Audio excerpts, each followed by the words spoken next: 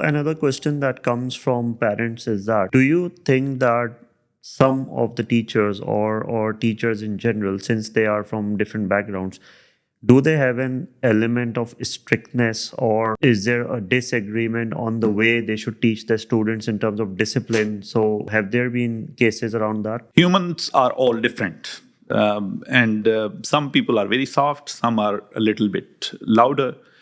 One thing that I usually say that we have to differentiate between screaming and teacher voice. When you are speaking with a large crowd with 30 students and sometimes in the assembly with 1,000 students, you have to be louder. But that doesn't mean that you're screaming. There's a significant difference, in fact, between screaming and a teacher voice. Teacher voice is acceptable. Screaming isn't.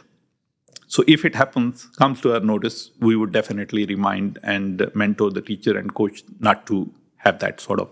And we had cases, in fact, previously, where we have provided feedback and mentored the teachers not to scream, be softer. However, when we are talking about teaching in the classroom, we have a very clear teaching pedagogy, which is called explicit teaching or direct instruction.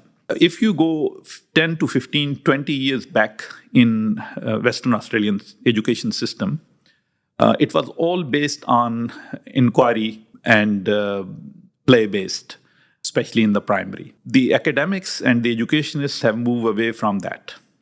Now they only promote play-based in kindergarten, pre-primary, a little bit of play-based teaching in year one.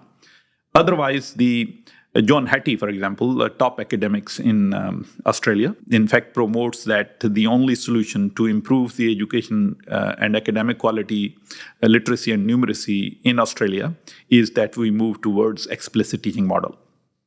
We adopted this model long before these academics have started promoting in Australia, because we not only look at Australia in terms of when we're looking at teaching pedagogy, we look globally.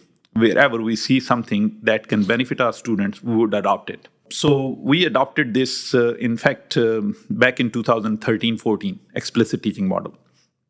And that model, along with our consistent other professional development activities, has produced results. That is the reason we see that year after year, Australian Islamic College is amongst the top 20 schools in Western Australia based on national testing, which is NAPLAN, in literacy and numeracy. It could happen in 1 year and not the other year, and then it could happen again. That you can say that it's by accident. That cohort was better, this was not good, so you produce results here, you couldn't produce here. But when it happens year after year, from 2019 up until now, every year, if we are amongst the top 20 schools, that means that it is by design. It's not by accident. So that's like 7 years in a row.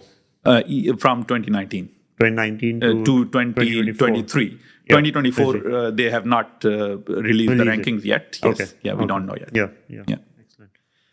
Okay. But even if I would like to mention, even if we lose the ranking, our results will not be lower than what we had last year. So that's the bottom line.